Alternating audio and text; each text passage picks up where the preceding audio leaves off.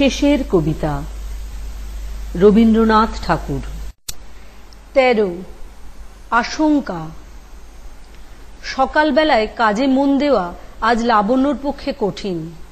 সে বেড়াতেও যায়নি। অমিত বলেছিল শিলং থেকে যাবার আগে আজ সকালবেলায় সে ওদের সঙ্গে দেখা করতে চায় না।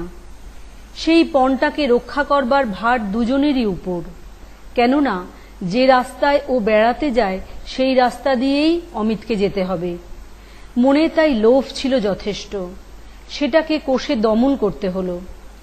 যোগমায়া খুব সকালেই স্নান সেরে তাঁর আহ্নিকের জন্যে কিছু ফুল তোলেন। তিনি বেরোবার আগেই লাবণ্য সে জায়গাটা থেকে চলে এলো ইউক্যালিপটাস তলায়। হাতে দুই একটা বই ছিল, বোধহয় নিজেকে এবং অন্যদেরকে ভোলাবার জন্যে। তার পাতা খোলা, কিন্তু বেলা যায়, পাতা উল্টানো হয় না। মনের মধ্যে কেবলই বলছে জীবনের মহোৎসবের দিন কাল শেষ হয়ে গেল।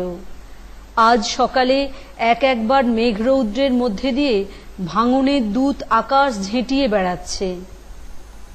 মনে দৃঢ় বিশ্বাস যে অমিত চির পলাতক। একবার সে সরে গেলে আর তার ঠিকানা পাওয়া যায় না। রাস্তায় চলতে চলতে কখন সে গল্প শুরু করে, তারপর রাত্রি আসে।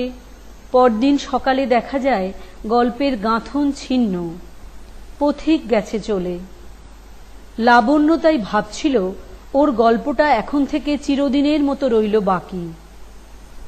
আজ সেই অসমাপ্তির ম্লানতা সকালের আলোয়, অকাল অবসানের অবসাদ আর্দ্র হাওয়ার মধ্যে। এমন সময় বেলা তখন ৯টা। অমিত দুমদাম শব্দে ঘরে ঢুকেই মাসিমা মাসিমা করে ডাক দিলে।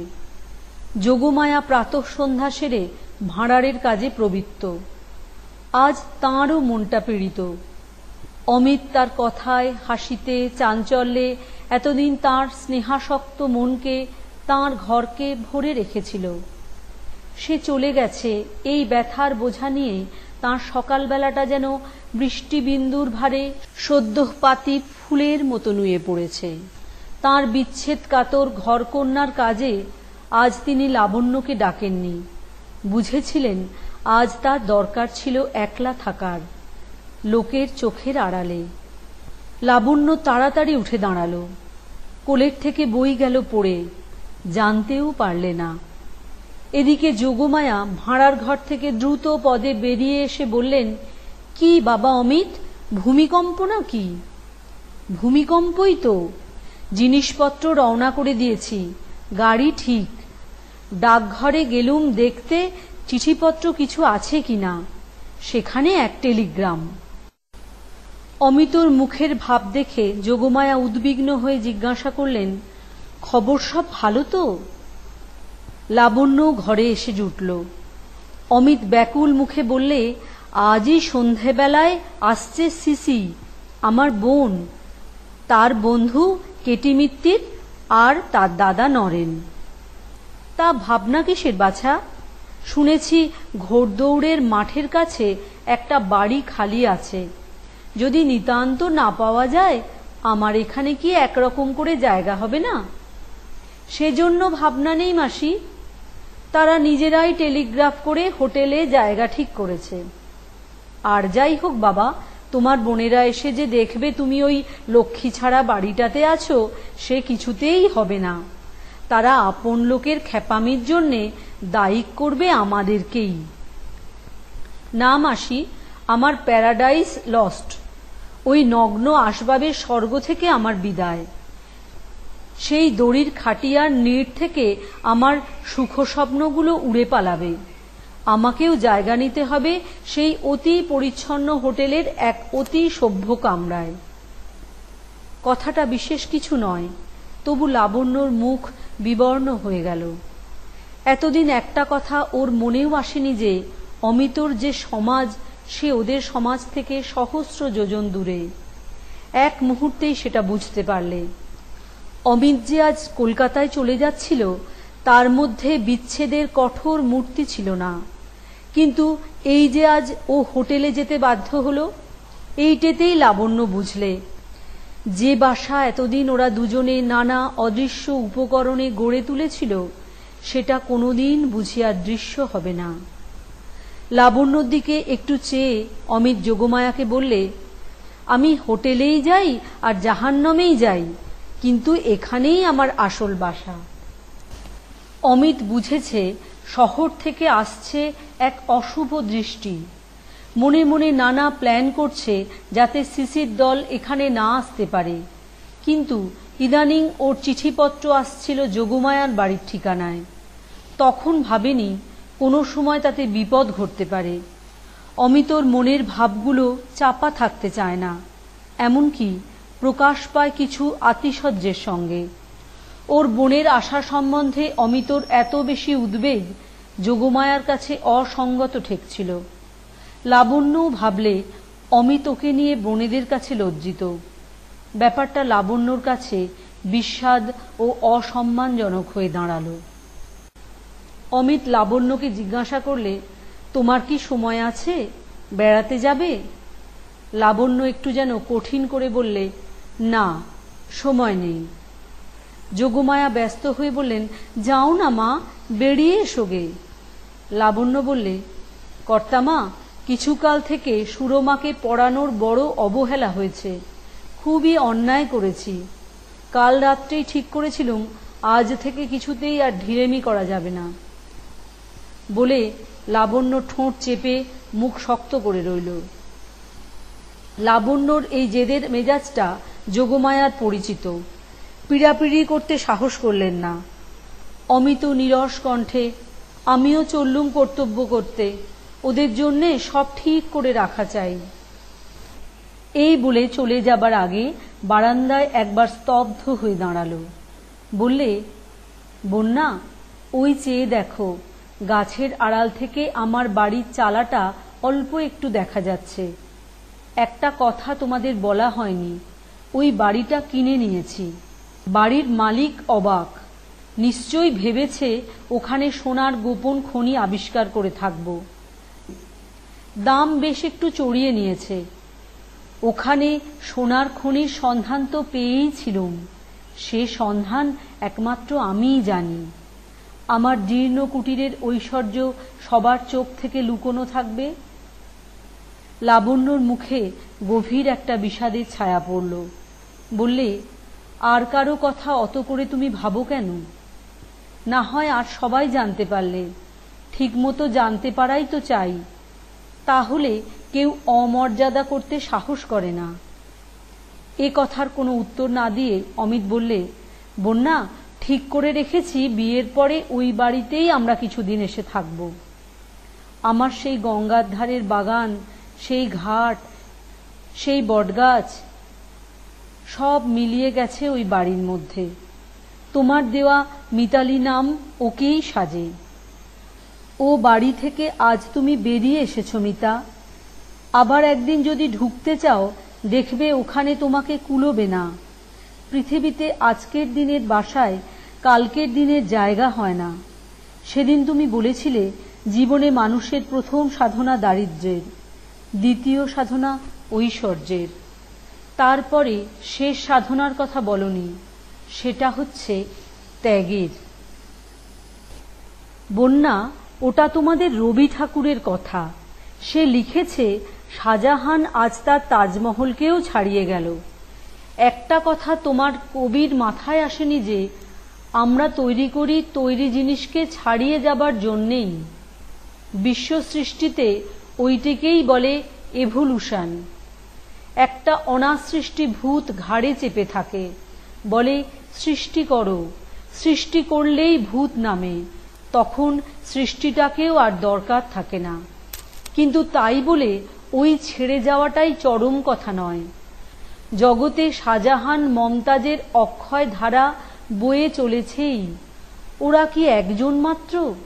সেই জন্যেই তো তাজমহল কোনোদিন শূন্য হতেই পারল না।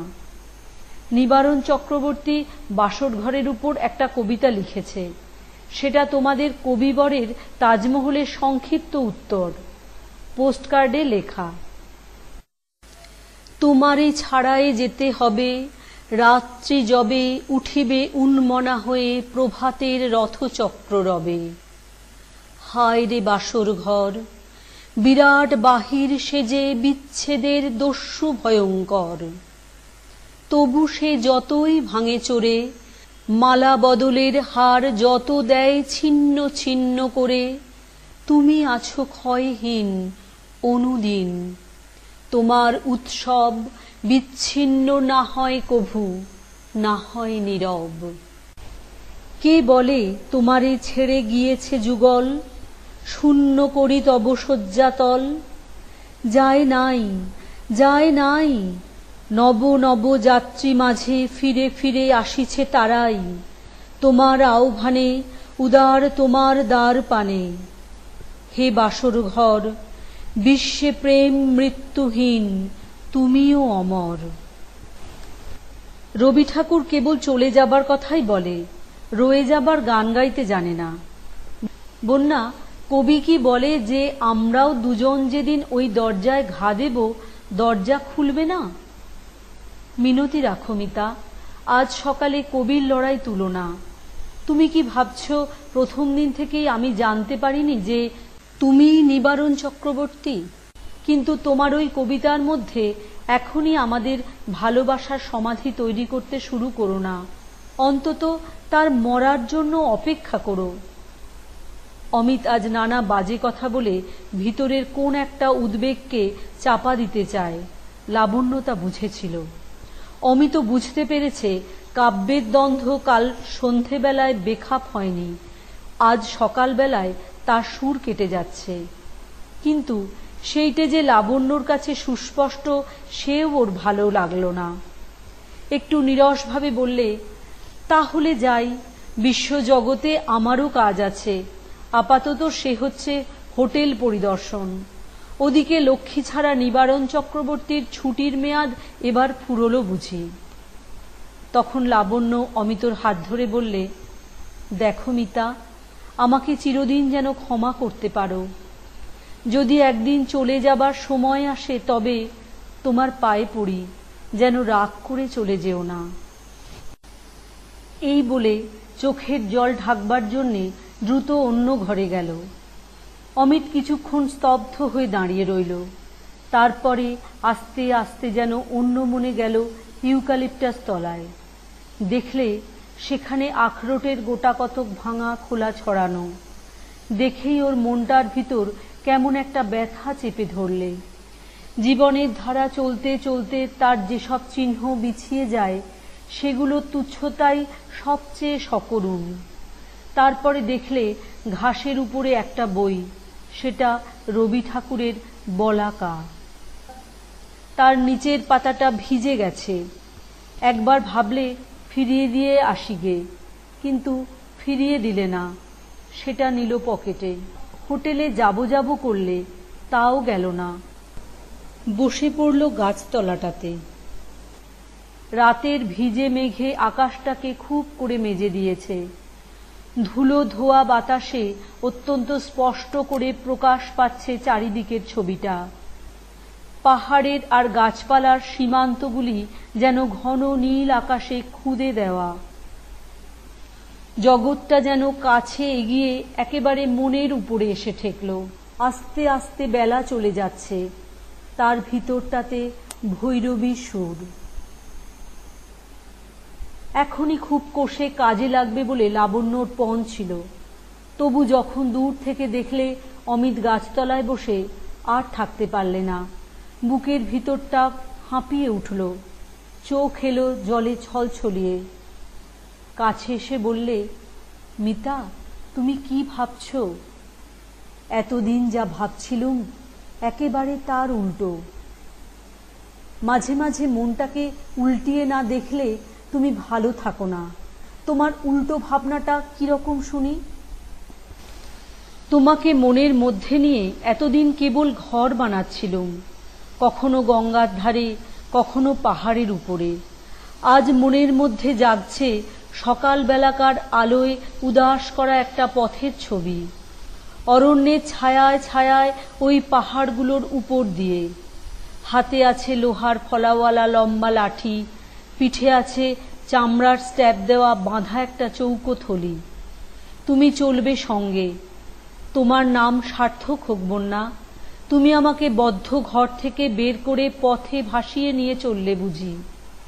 ঘরের মধ্যে নানান লোক, পথ কেবল দুজনের।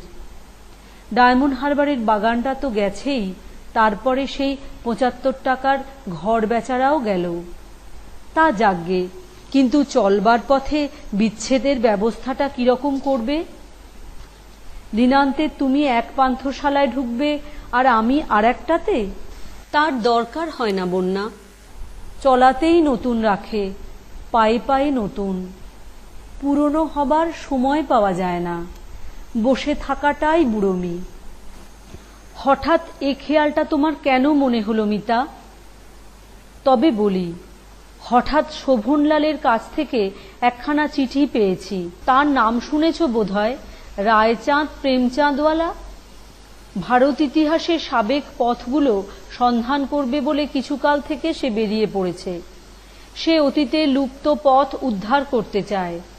আমার ইচ্ছে ভবিষ্যতের পথ সৃষ্টি করা। লাবণ্যর বুকের ভিতরে হঠাৎ খুব একটা ধাক্কা দিলে।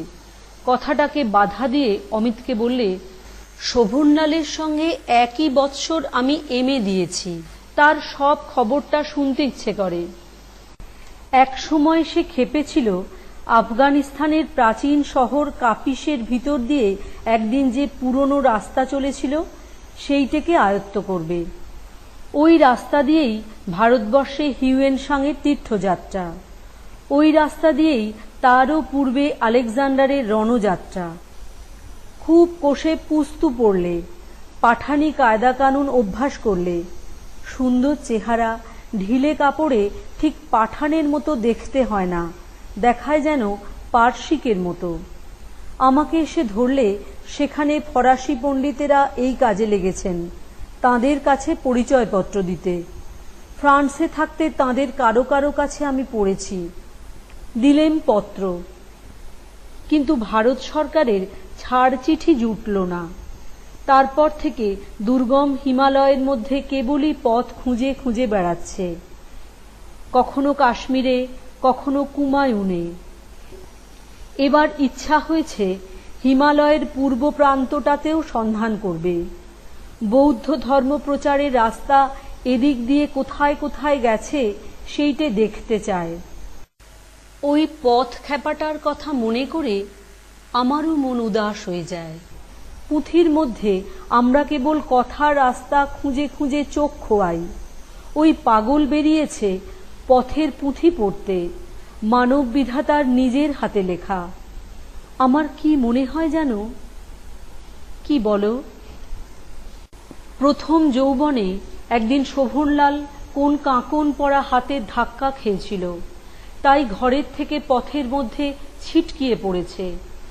ওর সমস্ত কাহিনীটা স্পষ্ট জানি নে, কিন্তু একদিন ওতে আমাতে একলা ছিলুম। নানা কথায় হলো প্রায় রাত দুপুর।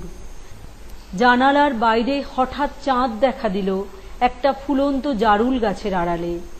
ঠিক সেই সময়টাতে কোনো একজনের কথা বলতে গেল, নাম করলে না, বিবরণ কিছুই বললে না, অল্প একটু আভাস দিতেই গলা ভার হয়ে এলো। তাড়াতাড়ি বেরিয়ে চলে গেল। বুঝতে পারলুম ওর জীবনের মধ্যে কোনখানে অত্যন্ত একটা নিষ্ঠুর কথা বিধে আছে। সেই কথাটাকেই বুঝি পথ চলতে চলতে ও পায়ে পায়ে খইয়ে দিতে চায়। লাবণ্যর হঠাৎ উদ্ভিদ তত্ত্বের ঝোঁক এলো। নুয়ে পড়ে দেখতে লাগলো ঘাসের মধ্যে সাদায় হলদে মেলানো একটা বুনো ফুল। একান্ত মনোযোগে তার পাপড়িগুলো গুনে দেখার জরুরি দরকার পড়ল। অমিত বললে, জানো বন্যা, আমাকে তুমি আজ পথের দিকে ঠেলে দিয়েছ। কেমন করে? আমি ঘর বানিয়েছিলুম। আজ সকালে তোমার কথায় মনে হলো তুমি তার মধ্যে পা দিতে কুণ্ঠিত। আজ 2 মাস ধরে মনে মনে ঘর সাজালুম। তোমাকে ডেকে বললুম, এসো বধূ, ঘরে এসো। তুমি আজ বধূসজ্জা খসিয়ে ফেললে। বললে, এখানে জায়গা হবে না বন্ধু, চিরদিন ধরে আমাদের সপ্তপদী গমন হবে। বনফুলের বটানি আর চলল না। লাবণ্য হঠাৎ উঠে পড়ে ক্লিষ্ট স্বরে বললে, মিতা, আর নয়, সময় নেই।